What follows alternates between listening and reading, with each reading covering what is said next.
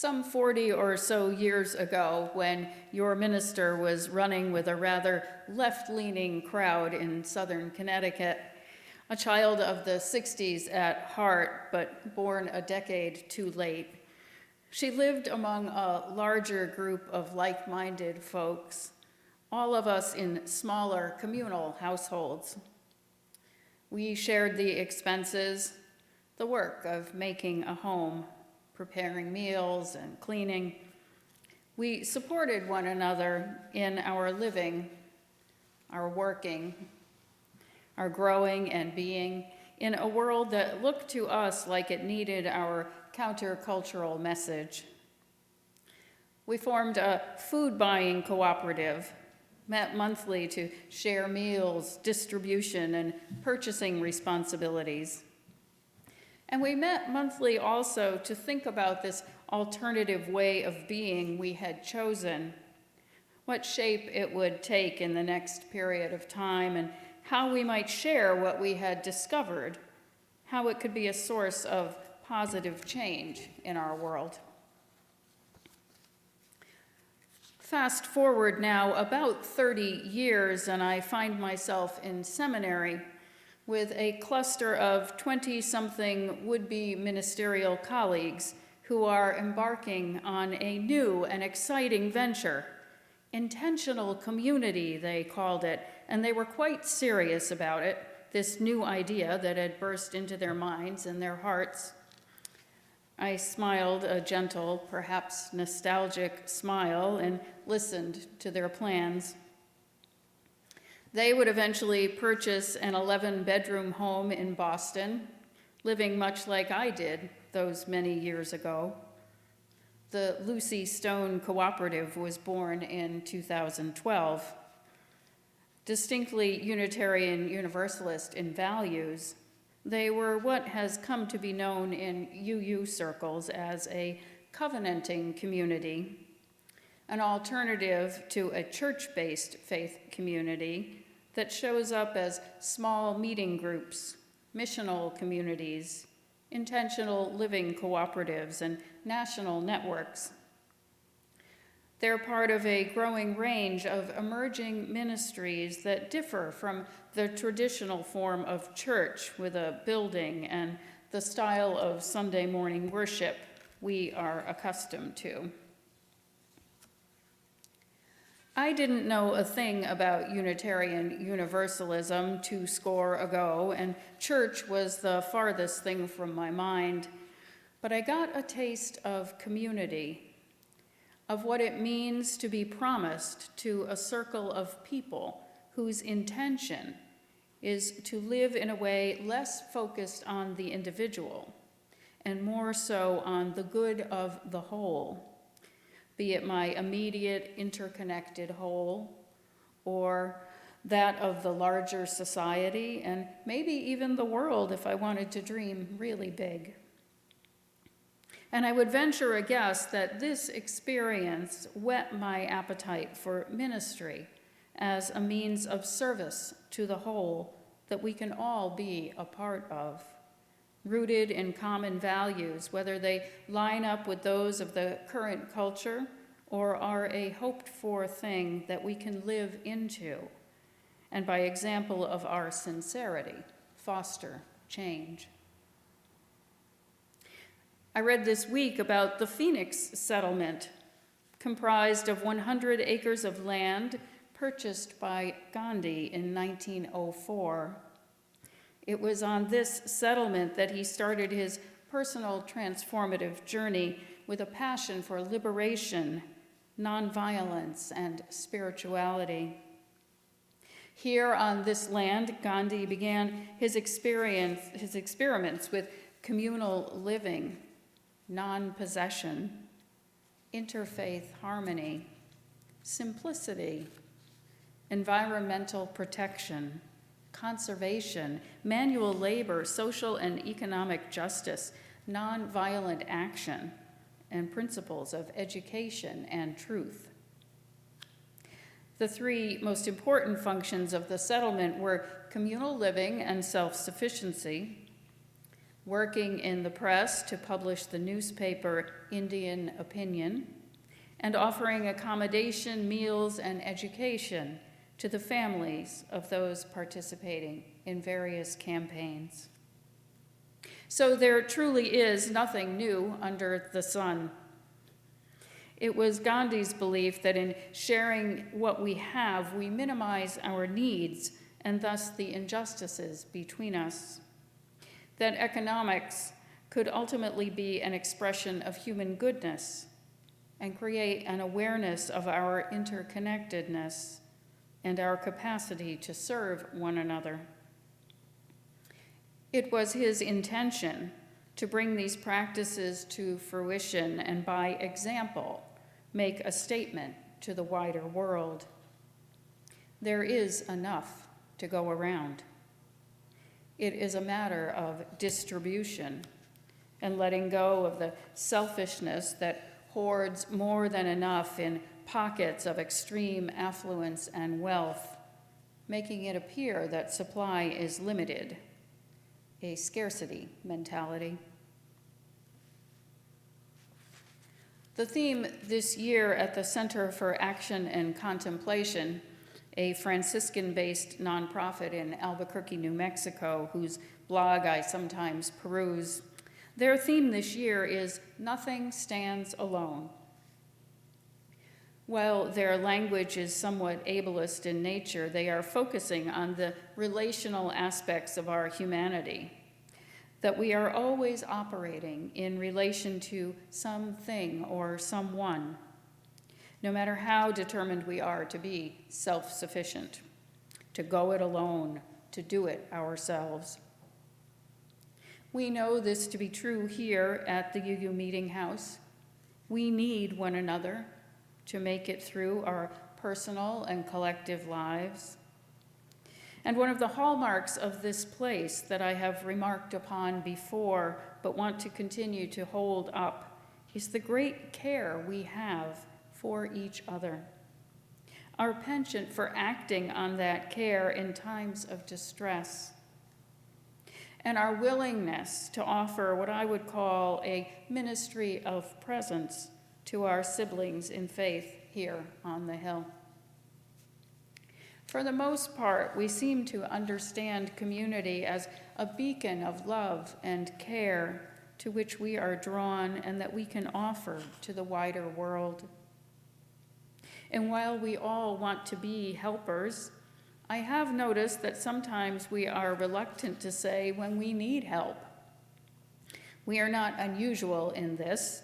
It is a product of our individualistic culture. Poet David White reminds us that we are born needing help to survive, and that attendant need never truly leaves us. A writer needs a reader, a candidate a voter, he says. We do not journey alone. I wonder if we can live into this idea of community enough to say when we are in need, to not allow that societal shame to be imposed upon us, making us less than if we ask. To admit to our humanity with all of its relational aspects laid bare, to be the helpee instead of the helper. It is the alternative way to be in the world we inhabit. So I want to talk a little about the intentional piece of this message. An intention is a mental state that represents a commitment to carrying out an action in the future. It's a plan. And with a plan, an intention, we are much more likely to follow through with some idea that has captivated us. According to the theory of planned behavior, there are 3 things that make us more apt to move with our intentions. First, we need to see them in a positive light. Secondly, it helps if we think others will approve of the idea. And then finally, if we think we will have some success with them based on maybe prior experiences, we are better prepared to go for it. The founders of the Lucy Stone Cooperative saw some benefit to their call to justice making and living out this alternative approach based on Unitarian Universalist principles, on shared values that could create a culture shift which supports, quote, abundance and generosity over greed and scarcity, spiritual groundedness over rushed decision-making, grace and compassion over anger and separation, and imagination and faithful risk-taking over restraint, end quote. They gathered together a group of like-minded folks of all ages and a concentric circle of folks who believed in the prospects of it. And they had the benefit of knowing that others had come before them, paving a way and making progress bit by bit, each in their own time. In the past year, we spent some time honing our ideas about intention as we grappled with words and meaning in order to create a mission statement. I love that its focus is emblazoned on our wayside pulpit for all the wider community to see: inclusive community, equity and justice, free minds and spirits. You can't pull up to the light heading out of town without noticing that something is going on in this place. So if this is the intention of our community here, how do we go about making it be so? In what ways is it forward-looking as opposed to just a statement about what already is? How can we be more inclusive in our words, in our building space, in the things we choose to support? How many of us know what our social justice committee is up to, or are giving input into ways to create a more just and equitable world? When we let our minds and spirits freely explore, what are we finding, and are we sharing it? Our opening words this morning ask us to be about the work. Are we employing this mission as the guidepost it is meant to be when we make decisions about our community? Clearly, these are countercultural aspirations we have set forth. How does our example, lived boldly in each of our lives and in that of the whole, serve to make a difference in our world, to be a part of creating a different world?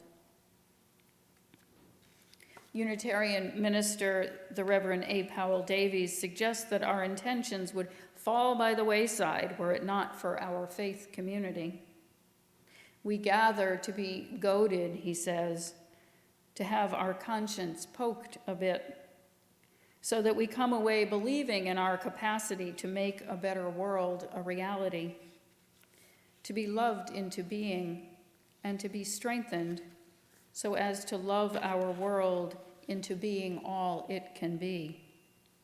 It is that second piece of what turns intention into action, a body of believers.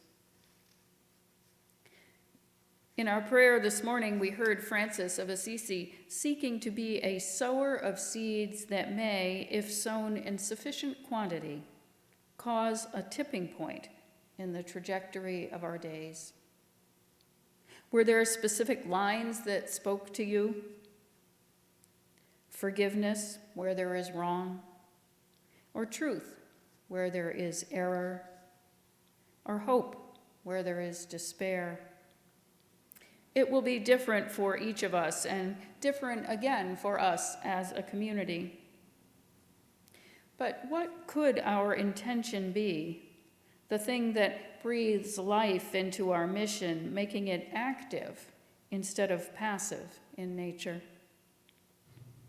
Perhaps for now, while we have some more time for pondering as we wait for the ship of our world to right itself, our intention may simply be to come up with ways to make our dream a reality, to make a list, to turn our values into tangible efforts that we can pour ourselves into once the opening appears on the horizon.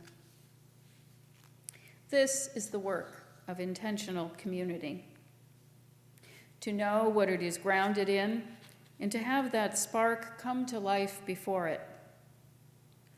To trust it enough to engage in faithful risk-taking as we join together in building the kind of world our principles, our vision, and our mission call us to be.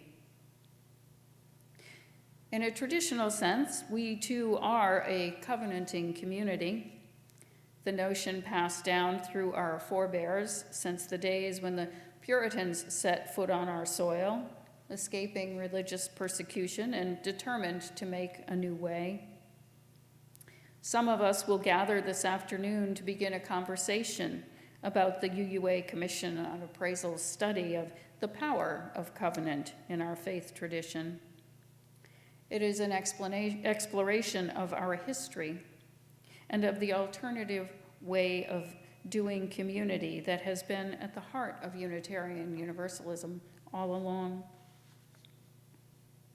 My invitation this morning is to enter into community with intention, to think about what each of those things are separately, intention and community, and then together, intentional community, and to be in conversation with one another about where we are headed.